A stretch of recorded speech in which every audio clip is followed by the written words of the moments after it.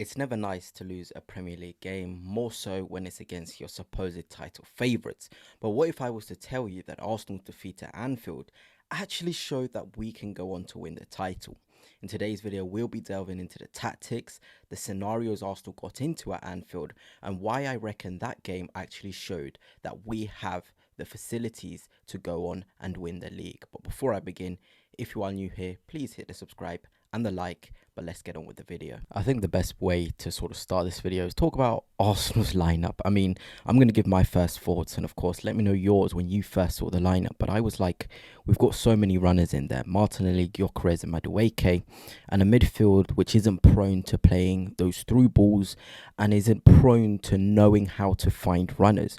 But I gave Mikel Arteta the benefit of the doubt in the sense that we need physicality, we need people to thrive off of second balls, win first balls, and that midfield gives you the idea to do that. And those fullbacks, we know they can get into advanced positions. We saw it against Leeds, they were very, very effective. And of course, Saliba and Gabriel with right at the back is what I sort of, expected to see. I think we all expected to see, but I always felt that in that front line, we needed a primary ball handler. So you've got Gyökeres and Madueke. I expected those two, but on the left wing, I would have wanted an Eze or a Trossard, somebody who knows how to keep possession, knows how to have high quality possession in high quality areas.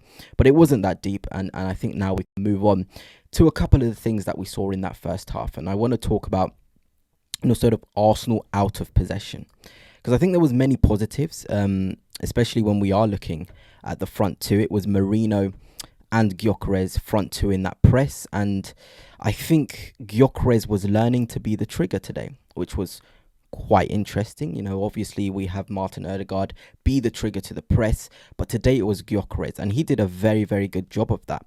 When he went into press Konate, it would give Merino the idea to go in and press on Van Dijk, and then the guys behind like your Zubimendi's would go on to Gravenberch. Declan Rice was right on McAllister, and then obviously Madueke on Gyökeres. So it was really coordinated in that first half, and for a team in which, and of course Martinelli onto Szoboszlai, for a team in which is quite new in terms of everyone in that front line learning to press together, I think we did a very, very good job of it. Here is an example of Virgil van Dijk on the ball.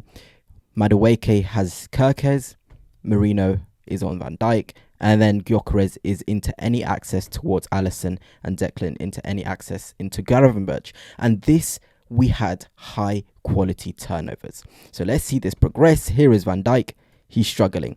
But look at how many Arsenal players are in and around ready to pounce. This is just beautiful. You know what I mean? This is what you want to be seeing. Every single Arsenal player in the attack, and Zubimendi pressing on as well, ready if that ball goes into Gravenberch to get it. And this is what was my major concern coming into Anfield, is how are those guys starting going to operate in the press? And they did a phenomenal job, from Gyökeres to Zubimendi to Madueke, and that's key. When you're looking at Arsenal this season, you're thinking about guys coming out the lineup doing, okay, they've got the quality on the ball, but off the ball, how are they going to adapt? And I think that first half was really positive.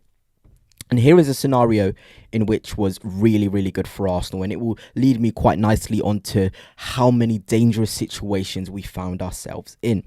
But this was Arsenal in a very, very good shape. You have Calafiori there, you have Declan there, you have Zubimendi there, ready across. And I'm sure just outside the frame, you've got Madueke ready to press into Gyökeres.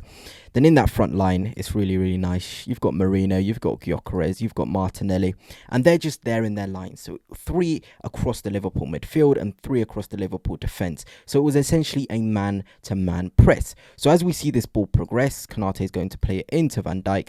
Look at how Arsenal swarmed the situation. As I showed you here, here is Gyökeres. Let me try and get a circle. Here is Gyökeres. That is where he was used as the press trigger in this scenario. Look, Madueke straight onto him. You've got Merino straight on here as well. It was so nice. Gyökeres blocking that. Timber had just come hard into Gakpo. Madueke on Gyökeres. It was really, really nice. And just look at how many solutions Liverpool have. They basically have none, because they are completely surrounded by Arsenal. No access point for those Liverpool defenders into the midfield. And every single time we pressed Liverpool, it felt like they didn't have a solution. And they would have a lot of what I would call useless possession against Arsenal. And in the end, this ball bubbles about. You can see Jurriën Timber, I think we all remember this scenario. He'll be the one to collect it. And look where we are. We are off. And look at the numbers here. And I'm going to call this video, well, not call this video, but talk about this a lot in this video. And it's the ghost of Manchester United transitions. And a lot of you guys will know what I mean with that, is that Arsenal were not potent and not good enough in transition. And we saw that again today. When Arsenal got high turnovers or turnovers in the midfield, we weren't clinical enough yet again. But that is what gives me so much confidence. The ability that Arsenal were able to generate these transitions is crucial. Like, as this team plays more together, they're going to get more deadly and more inevitable in these transitions. And let's see where this ball goes. Maybe Jurriën should play this a bit earlier now into Gyökeres, who's making a run. Maybe he should try and find Martinelli there. Look, there's a lot of maybes you can put into this. But I think the reality is Arsenal are getting numbers forward at pace. But Arsenal are also getting these transitions in the first place. And they've got players who, in time, once they gel, will be able to make the most of them. And in this scenario, unfortunately, let me try and get an image on the ball. It is there. It's not the right ball. What Timber should have done when he got to this point is then release Martinelli, who was quite poor today in terms of making quality chances from these transitions. But again, it's all positive. Arsenal out of possession with the new guys, really good. Arsenal turning these turnovers into high quality chances, not good enough. And I'm going to show you some more examples of this, which is a good sign. This is where I am so confident Arsenal are going to win the league. When I show you these examples, you probably would have forgot how much dangerous territory Arsenal had on the ball. But the ghost of Manchester United transitions was on show. So let's start with the first half, because the first half, it was crazy how much dangerous territory we had. Here, not good, obviously. This is Arsenal on the back foot. Wirtz is in. Here's Mosquera, here's Gabriel, here's Calafiori. And I want to say something. Those three were absolutely monstrous today. Really, really good. And I want to get on to individual performances in later videos. But let's watch this develop. Wirtz gets really close to our goal, but ultimately, he loses possession. Calafiori in there. Blocks a Salah turning and cutting in. He was doing that all day long in terms of winning the ball back from Salah and winning his 1v1 duels. But look where we end up on the ball. This is what I'm going to say again. The ghost of Manchester United transitions. Look at the runners. Look at how many people are joining this attack. And you are going to see my biggest thing with Gabriel Martinelli. I think he's a phenomenal player, but today he just wasn't good. He wasn't sharp, and this is not good for Arsenal going forward. We cannot accept this. And okay, here we are. Here is the situation when Martinelli should play that ball into that gap to Gyökeres. It has to be now. Konate is looking at the ball. Once the defender is turned, guys, we learned this as kids. You must play the ball. Once they're not looking at the runner anymore and they're looking at the football, that's an opportunity, a corridor for you to find it. Even here, if Martinelli's not confident enough to play that ball, there's a vertical ball on here for Declan Rice, and then he can play it into Madueke, who was having a field day 1v1 up against Gyökeres. Look, what I'm trying to say is there's options to kill this transition, to get a high quality chance. But what if I showed you where we end up? That's just not good enough. We cannot end up conceding a goal kick to the opposition from that scenario. Let me go back up. From here, with the amount of runners we have, look where we end up. We end up here with Liverpool having everybody back in the box. That is not good enough. Gabriel Martinelli, it is not good enough. And it doesn't even end there. The amount of 1v1 situations Madueke was in today was so promising, and I think he was incredible. He was so direct. I do almost think, like, again, this isn't a transitional situation. It's a 1v1 situation. You want your wingers as many of these as possible. But I do think, can Gyökeres make a run into that channel there? Can he? Because he's not impacting the game by being that far away from play. Can he make a little dart into that space? I think he can. I think he has the quality to go into that space. I genuinely think he can. Then Madueke has a simple ball into the channel, or he keeps moving the defender backwards and he can play it near post. In the end, this is what happens. Madueke gets a lot of territory. His long strides today was on show. He was phenomenal. Look where Gyökeres is. He is not impacting the play. He's got to try and get across his man quicker there. So Madueke at any point has that access. But it's okay. People are learning each other. Maybe Gyökeres didn't trust that Madueke would get the take on, and it can happen. But in the end, we win ourselves a corner. But again, a high quality situation from Arsenal against Liverpool at Anfield. That is 3, including the one I showed you when I was talking about our out of possession stuff. That is now 2 I've shown you, the Martinelli one, and now Madueke receiving, not a transition, but receiving 1v1 and creating space and a potential quality chance that we can create. Here is another one, and I always get confused whether this was the Zubamendi ball over the top or the Raya goal kick. But in the end, Madueke, the pace he had on show here, I really thought he was going to get away from Gyökeres. I think this was the Zubamendi one, in fact. But it was really, really good. He was a runner all day long, and he gave us access to the Liverpool box. He got us so many high-quality touches in that area. In the end, he wins a corner, and he actually does have an opportunity here where he strikes the ball, and it's a really, really good save from Alisson getting down low. But look, Arsenal had so many scenarios, so many dangerous territory in the Liverpool zones, which they wouldn't want. Here is another one. This one was really, really nicely worked between Zubamendi and the left-hand side. I'm just going to circle and sort of talk about it. Here's Zubamendi. Here's Declan Rice. Here's Calafiori. Here's Gabriel. See, that's what you want to be seeing. But I can ask myself sometimes, and I'm going to be doing this a lot, this space here, can Gabriel Martinelli come away from being that deep and come into this space? Can he? That is my question, because I want Gabriel Martinelli to have more high quality touches, and it does beg the question, if an Eze is starting from the start, he's there most likely. He swaps with Calafiori, and it was really effective. But people will say we didn't have much rotations like we did against the Leeds game, but we did. That is Calafiori right here in the middle of the pitch and Martinelli holding width. But look how we progressed this ball. I'll kind of circle where it is because it's not too obvious around here. That's Martinelli receiving, so he does actually make that run into the space that I circled here. So that is my bad on Gabriel Martinelli. He does make that movement, which is really good. But Calafiori, unbelievable in possession and out of possession. He's already on his bike. He's already thinking about receiving that ball from Martinelli. From this scenario, Calafiori turns here and recognizes the movements he needs to make to get Arsenal forward. And look where this chance gets to. Calafiori is in there.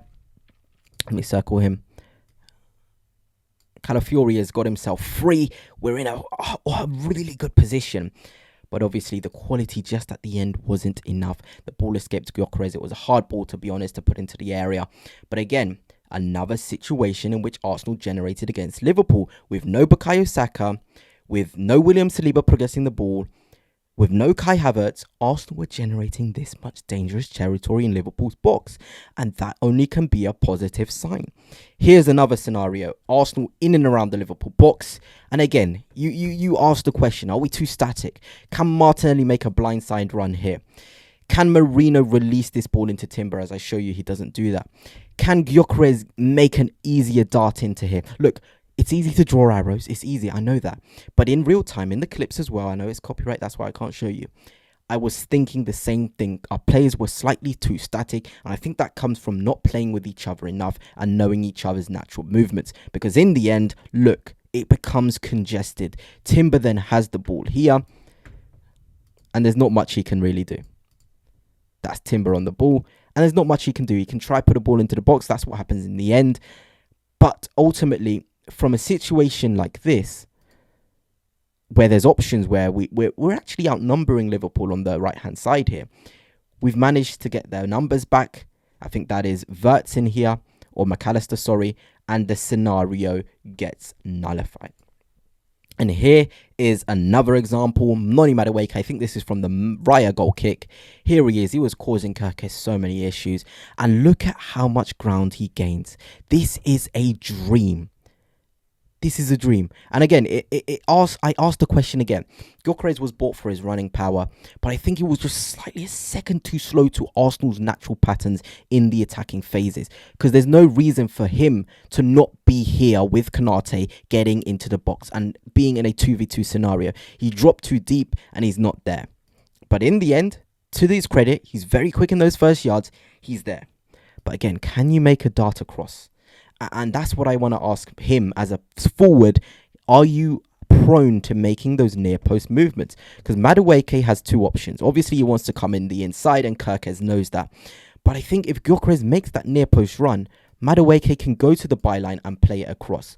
Look, it's about making it easier, giving your winger more options, more scenarios. And I think that's where we really didn't connect in the final third. And in the end, Madueke cuts in and it's a shot which goes over the bar, which was quite unlucky. But look, it's just different ways in which we can find each other more in the final third. But I liked it. I really did. Now, again, here in the first half, I'm telling you guys, in that first half, it was incredible. The ball is in possession here. I think that's Rice or Zupamendi. I assume that goes into Timber's feet. And just look what we're able to do. The ball is in Timber. The ball then gets into Merino. And this is what I love to see from Gyökeres. This is what I love to see. Look at him linking up with the left-hand side. And I assume Madueke is here.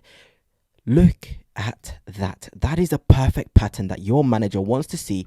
Your Gyökeres, you don't want really balls to your feet so you can back into defenders. You want to run. You want to see the game in front of you. That's his biggest strength.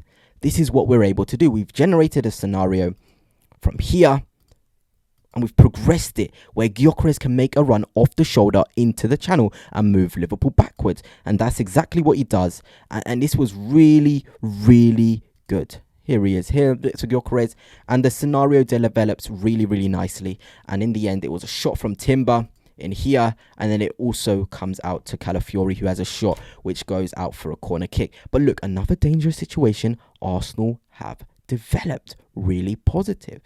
Here again, just going to show you more dangerous territory. I'm not going to really draw on these, but Madueke again in the Liverpool box. This is unlucky. Can he play that a bit quicker? A bit quicker across on his right foot. Martinelli and Gyökeres are there screaming for it.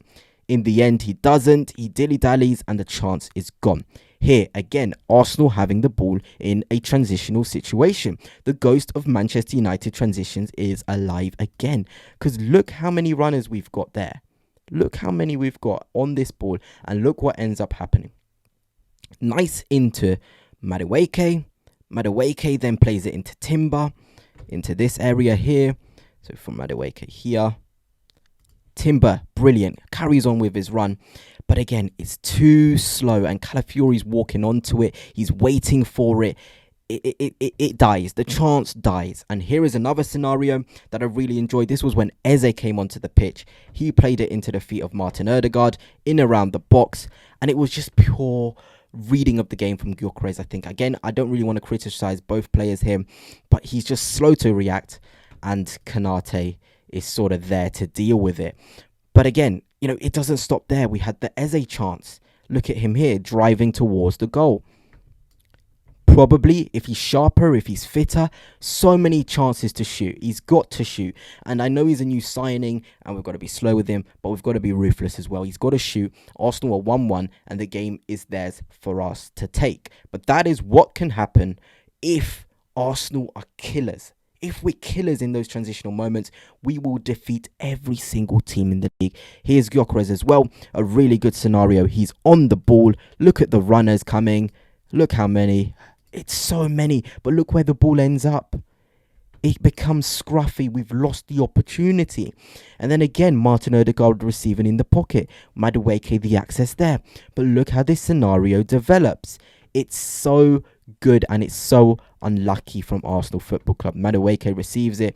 And of course, he does try to find Gyökeres in there, who's not able to finish his dinner because Gomez gets a really good block. But look, I've shown you so many scenarios of Arsenal. If they were just more clinical and potent in the final third, Liverpool would have been wiped with on the floor, and especially in those first half. That gave me enough encouragement. Once it clicks in the attacking third, nobody is going to beat us in those transitional moments because in settled play, we're already good. So why did Arsenal Football Club lose? And I think I'm going to sort of end this and then talk about Gyökeres towards the end. And the reason we lost is just individual brilliance, of course. But Liverpool just started to find those pockets of spaces. They started to exploit those gaps in our midfield as we tired. And players like Curtis Jones, players like Van Dijk, they were finding each other. They were connecting. Verts as well in that second half. But when we look at the first half, we limited Liverpool to just 2 shots on our goal, which were below 0.35 XG. Just really, really good. And of course, we limited them to touches in our opposition box. 2 touches in our own box. 129 passes in their own half. And only 38 in our half. That's incredible. It really, really is. We limited them to going long quite a lot. 11 long balls. Mosquera and Gabriel were eating them up. Calafiori was eating them up as well against Salah. And this is the one in which Liverpool had the dangerous territory in our box. And this is the one where the ball was played from Raya into the feet of, I think it was Zubimendi, and Liverpool, Van Dijk came forward, he passed, and Liverpool lost the momentum in the end. But that was about it from the first half. In terms of the second half, the spaces just started to appear. Here's Szoboszlai. He wasn't getting this green grass in the first half. And this is probably where my only criticism comes from Mikel Arteta, not the selection, but the timing of the substitution. But I do have a little bit of sympathy for him in the sense that I feel like one of our substitute windows was taken away with William Saliba's injury. So a change he would have made at the 55th minute was to probably bring on Martin Odegaard on his own and then bring on Eze in the 65th, 70th minute. He couldn't do that because he had limited opportunity. And obviously 2 changes can shift the momentum either way, and you've got to bank on that as a manager. In the end, he took that banking chance and it didn't pay off. But, you know, that is why I feel a bit sorry for him in not sort of taking those substitutions a lot quicker. But, you know, Liverpool's just started to find the spaces. Gravenberch wasn't getting this much room in the first half. And then you're looking at the Arsenal players. You're looking at Zubimendi. You're looking at Martinelli there. You're looking at Marino behind the ball. You're looking at all of these players. I think that's Declan, actually. That's Marino here. They weren't behind the ball as this much in the first half. That's the reality of it. Here again, Konate was getting more confident to drive into the middle of our midfield. They were having more runners. Look at this. They weren't having chance to have runners like this in the first half because we were cutting off those access points. Second half, we struggled. Marino again having to chase back. Mohamed Salah was finding himself in more 1v1 scenarios. Van Dijk was finding those diagonals more. Ekitike was making more runs beyond our defence. Simple things like that. But look, you're never going to control Liverpool for 90 minutes. We knew this was going to happen at some point. And when it happened, we just sort of couldn't get back in our rhythm and back into our control. McAllister was starting to have the ball in these areas, finding Salah in there. He had the ball into Verts into that pocket. This wasn't happening in the first half. And ultimately, once those pockets appeared for the Liverpool players, although they didn't make anything dangerous out of them, the Anfield crowd is special. They thrive off anything. If you find a pocket and receive it and there's a little bit of space, that's enough to bring the crowd into it. And then they impact how you play. You start to play a lot quicker than you want to play. And it's really difficult. And here was one in terms of Curtis Jones picking up a pocket. I think he destroyed us when he came on in terms of finding those pockets, finding those players and runners. They were there. They were moving us backwards towards our goal at a greater speed than what we saw in the first half. And of course, Gyökeres, who I want to talk about in a bit more depth, was struggling more in those 1v1 duels. We were being a bit more brave playing into his feet. And that probably led to less territory for us further up the pitch because we would be more conservative in the first half, but we were punching those balls in, and Van Dijk and Konate were winning those duels. This one in the end, we can see Gyökeres makes that foul on Van Dijk, and look where the ball is able to go. Into Mo Salah. Calafiori dealt with it, which he did pretty much all afternoon. But it's those situations you don't want to be in, because Salah on another day, he kills about 2-3 of these transitional opportunities he gets. And of course, this was the pivotal moment. Van Dijk finding the access to those two in the middle. He was finding all of those guys. They were sneaking in behind Zubimendi and Rice and Marino, who were just a tad slower in that second half. By the 80th minute, that's where I think, if we had the opportunity, it wasn't Marino, to be honest. I think Odegaard had to come on. But I think if we were more physically fit, we would have been able to deal with those players in the pockets, finding the room. And obviously, Curtis Jones receives it from Van Dijk in there, and we're dead. we're dead. It's a foul, and then the individual brilliance win the game. So it's not much really. It was just Liverpool's quality to be able to find the pockets. Van Dijk brilliance on the ball. Arsenal just a bit slower to those balls, but that can happen in football. You know, you're not going to contain a big team for 90 minutes, so I'm not too worried. I was more happy that we only had that spell where they were doing that for about 15 minutes between the 65th and the 80th minute, 20 minutes ish, in which they were able to do that. So that's a massive, massive positive for Arsenal and Mikel Arteta. Now on to Victor Gyökeres, and I just wanted to end this video talking about him, and it's not criticism by any stretch of the imagination, but it's more so asking him, can you do more? Here is a scenario. He's looking at the ball, and I'll put where the ball is. The ball is here. That is where the ball is in Zubamendi's feet, and I just can't help but think to myself, as a centre forward of the size of Victor Gyökeres, and I know he's not the best in dueling situations, and I know he prefers to play off the shoulder, why can't you make the move into this space and provide an option? One quick movement there, and he's able to receive a ball from Zubamendi, and he can turn left or he can turn right. I don't know if it's whether the Arsenal players don't feel confident enough to play it into him, so he doesn't even bother to make those movements. But I think so many scenarios, and I've only got 2 up now, but I saw so many in which Gyökeres just dropping into that pocket of space and receiving it would have helped us get out the Liverpool press. Because it wasn't the best press from Liverpool, but it was enough to put us off from playing forward. But if your centre forward's demanding for it in those pockets, demanding the ball, moving into those areas, it's a massive, massive help. And it would have helped us to move a lot more quicker. And I will say this, in the second half, we were shoving those balls into him a lot more. He struggled to deal with them, and probably why it wasn't done in the first place. Because if he makes that movement in there, Konate probably follows him. And that means someone like Gabriel Martinelli can make a run into that space. So it's a win-win. Even if he goes in there and doesn't receive it, he moves Konate out the way. And Martinelli running towards the opposition goal has a better chance against Szoboszlai, who isn't a right back. And that was just me thinking, can Victor Gyökeres be braver to come deeper to collect it? Although he did in the second half, but it wasn't more so because of his movement, but because we were forcing it into him, making the decision for him to come to the ball. And also here, I'm just thinking about it. I know these aren't the best examples. I can't show you the videos, but Mosquera is in full control of this ball, by the way. It just makes me think, can Victor Gyökeres stop remaining static here and offer himself up in this pocket? If he comes there, he has access to the left, he has the access to a ball into Madueke straight away. It's just me thinking, I want more from Victor Gyökeres because I know he's a really good player. And I know it's not his forte to receive, but just those little movements, even if you don't get the ball, even if you get clattered into, even if you lose it, a loose ball can go anywhere. It really can. We can develop a situation from it.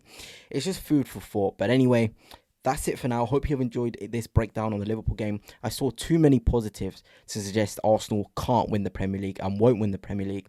And I think from those scenarios, from the things I've shown you, from where the game went wrong, Arsenal fans, you shouldn't lose too much sleep over this result.